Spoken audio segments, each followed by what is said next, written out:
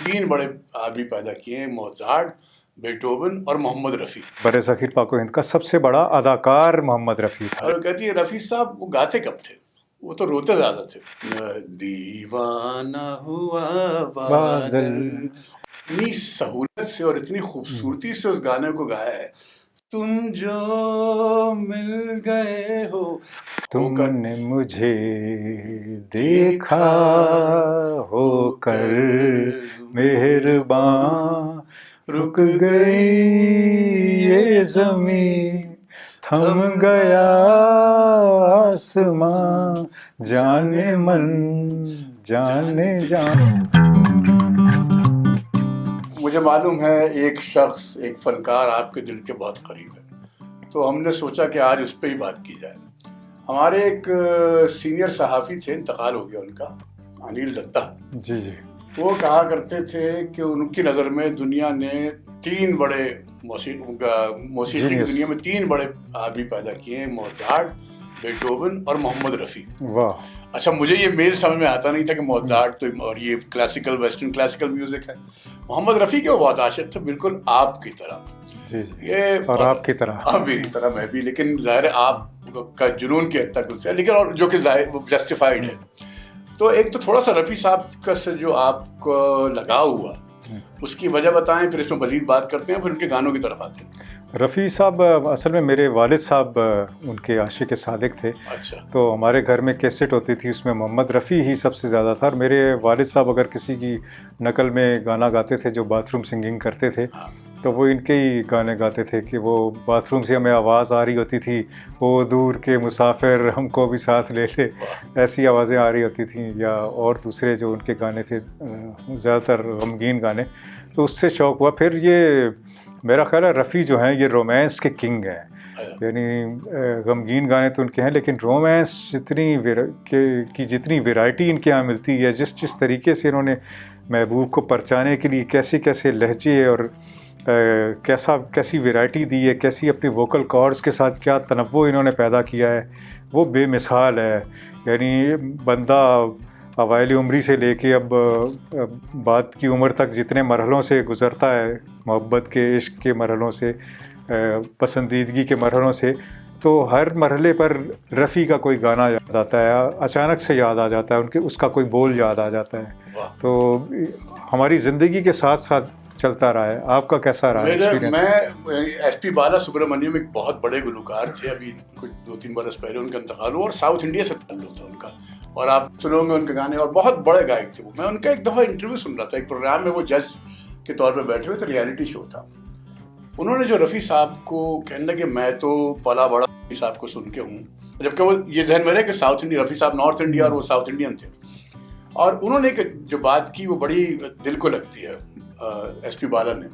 और उन्होंने कहा कि जब आप रफ़ी को सुनते हैं आंखें बंद करके, तो पूरा मंजर, वो जिस गाने को गा रहे हैं, वो जिस सिचुएशन होगी, जो फिल्म होगी, जो हीरो हीरोइन होंगे वगैरह वगैरह, वो तमाम चीज़ें आपके जहन में आ जाती हैं। बिल्कुल, पूरा मंजर कशी हो जाती है। और उस पर उन्होंने अपनी खूबसूरत आवाज़ में एसपी बाला ने वो वाला गाना सुनाया, दीवाना हुआ बादल, और उसमें बताया उन्होंने कि ये कौन सा सुर कैसे लगाते थे। और ये जो आपने बात की बहुत हद तक दुरुस्त बात है, और ये सबब है कि, लेकिन थोड़ा सा उनकी रफ़ी साहब की आवाज़ पे कुछ, आप आवाज़ कैसी पाते हैं? मैं एक और बल्कि कहूँगा कि बॉलीवुड की इंडस्ट्री में बहुत बड़े बड़े अदाकार गुजरे हैं, लेकिन मैं एक ऐसा जुमला आपसे कहूँगा कि हिंदुस्तान का और बरसग़ीर पाक व हिंद का सबसे बड़ा अदाकार मोहम्मद रफ़ी था। गुलकार नहीं, अदाकार। उनके वॉइस के साथ जो एक्टिंग उन्होंने की है, मेरा नहीं ख्याल कि कोई अपने रियल एक्सप्रेशंस के साथ भी ऐसी एक्टिंग कर सका है। यानी भारत के या बॉलीवुड के कम ही अदाकार जो हैं ऐसी एक्सप्रेशंस दे सके हैं जैसे कि उन्होंने अपनी वॉइस से और वॉइस एक्टिंग से दे दिए। रोमांस का जिक्र हुआ, रोमांस के तरफ़्वुर का, रोमांस के मुख्तलिफ़ लहजों का, कि किस मरहले पर क्या बात करनी है, अभी ना जाओ छोड़कर कहाँ कहना है, या दीवाना हुआ बादल कहाँ कहना है, या जैसे वो कोई बंदा जो नशे में हो तो शराब कैसे बोलना है, या जैसे वो है उनका गाना कि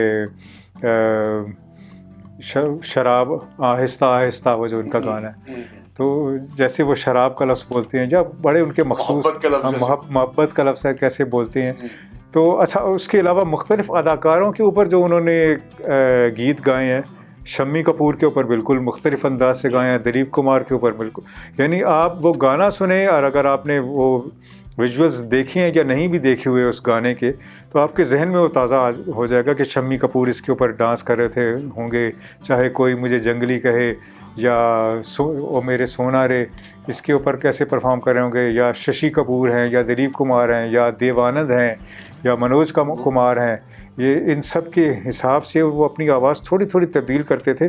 और एक और चीज़ के वो जो गाना जिस सेटिंग में है ना, जैसे अगर खुली सेटिंग है तो वहाँ उनकी आवाज़ जो है ना बड़ी पाटदार होगी, जबकि उनकी अगर क्लोज्ड सेटिंग में और क्लोज सेटिंग में अगर वो मतलब कोई जैसे कोई हॉल है, जैसे उनका गाना है अमर अकबर एंथोनी का कि पर्दा है पर्दा, उसमें उन्होंने अपनी आवाज़ में एक गूंज पैदा किया। आप ये देखेंगे कि उसमें गूंज है, ऐसा लगता है कि आप हॉल के अंदर खुद बैठे हुए उस गाने को सुन रहे हैं। उसमें गूंज है जैसे कि बंद कमरे की दीवारों के अंदर होती है, जैसे गौसल खाने में ख़ास तौर पर होती है, जिसकी वजह से ज़्यादातर लोग बाथरूम सिंगिंग करते हैं। आपको कौन सी खसूसियात उसमें लगती है? नहीं, मुझे तो ये आपकी तमाम बातों से इत्तेफाक है। रफ़ी साहब का नाम इतना बड़ा है, असल में जो प्लेबैक सिंगिंग है ना, जो फिल्मों के लिए आप गा रहे हैं, ये बिल्कुल इसके लिए बिल्कुल एक बहुत ही मुख्तलिफ मिजाज चाहिए। बिल्कुल उन पे ख़त्म है ये और ख़त्म, क्योंकि आपको एक सिचुएशन बताई जाती है। जी।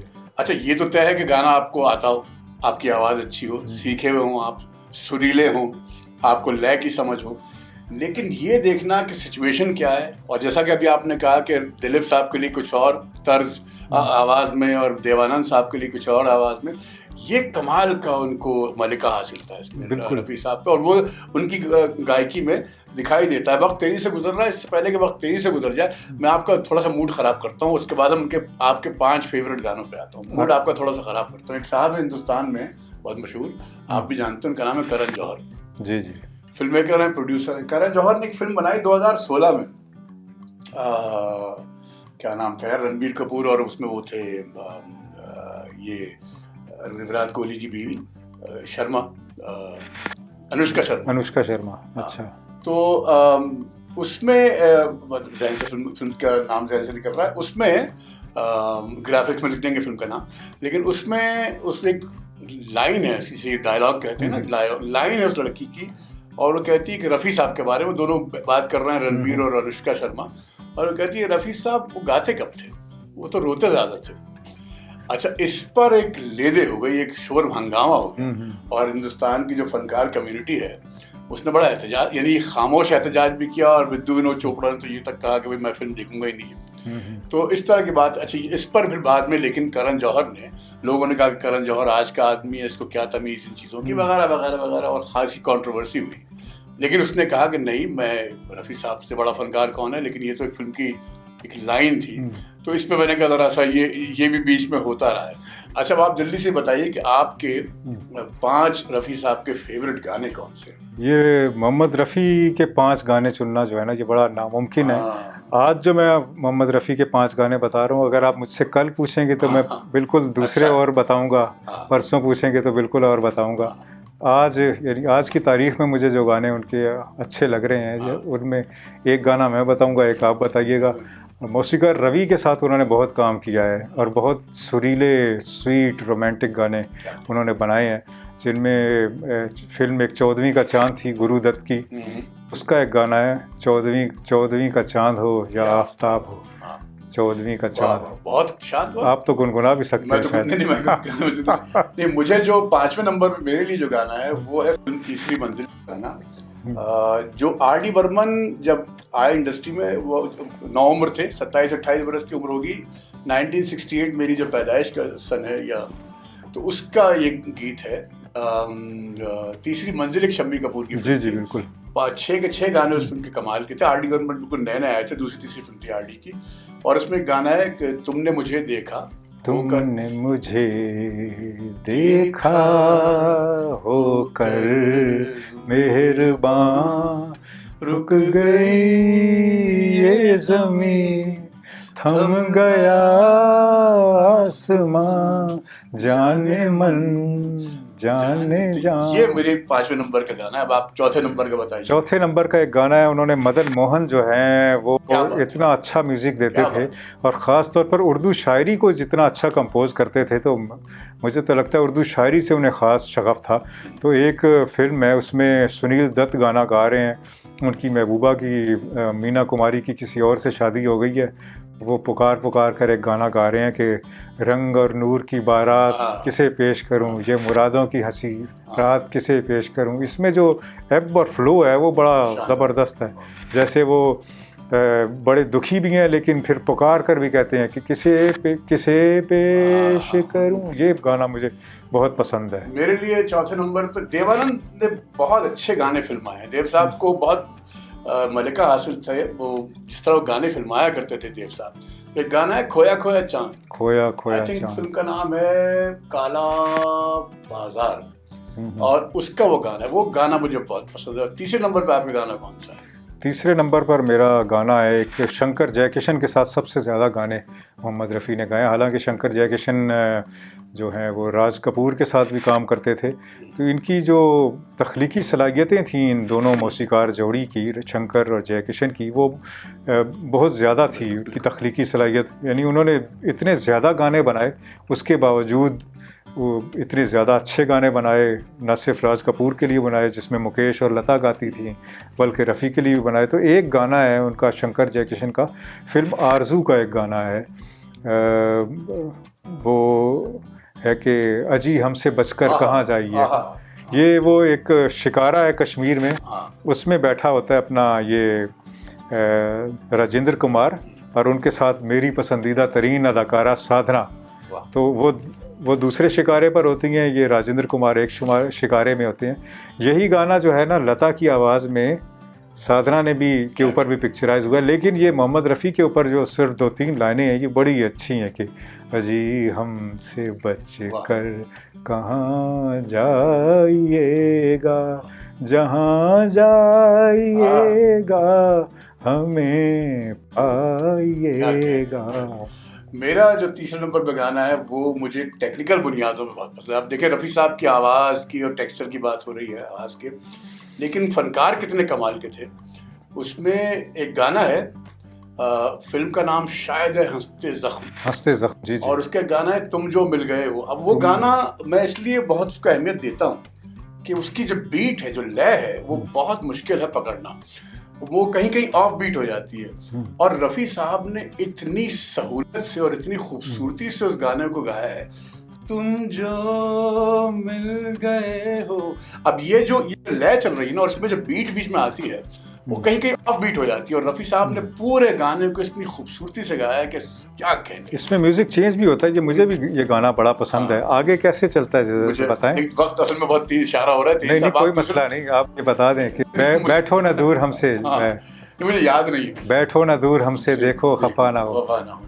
अच्छा, दूसरे नंबर का गाना बताइए। दूसरे नंबर का एक गाना जो मैं बात कर रहा था ना कि जैसे एक हॉल है उसमें एक गूंज पैदा हो रही है, तो लक्ष्मीकांत प्यारेलाल ने फिल्म अमर अकबर एंथोनी का म्यूज़िक दिया था। ये रफ़ी के आखिरी ज़माने की फ़िल्म है। इसमें एक गाना जो उसके ऊपर पिक्चराइज़ किया गया, अपना राज कपूर का जो बेटे थे ऋषि कपूर, उनके ऊपर ये जो गाना पे फिल्माया गया, पर्दा है पर्दा।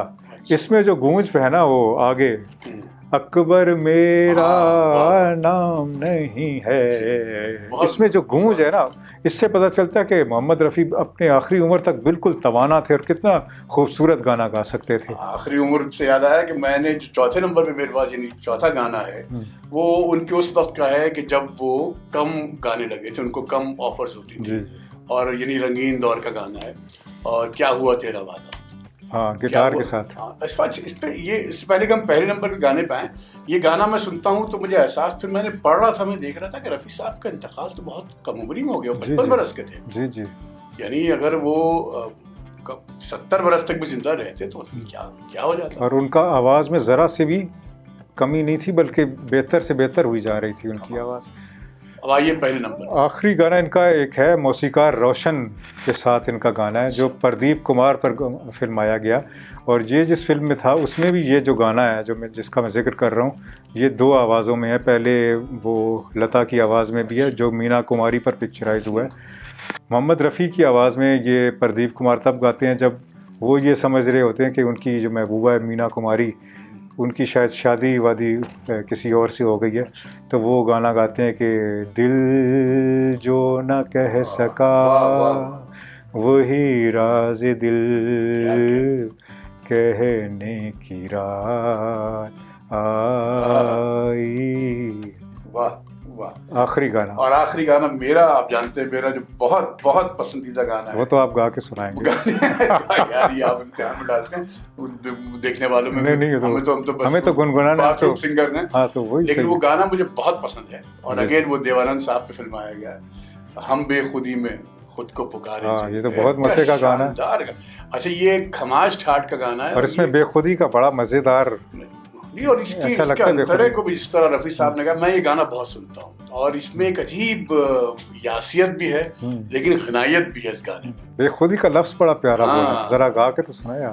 हम बेखुदी में खुद क्या तुमको पुकारे चले गए हम, क्या बेखुदी में तुम को पुकारे चले गए। So we were celebrating Rafi Sahab, आपकी तवज्जो का शुक्रिया।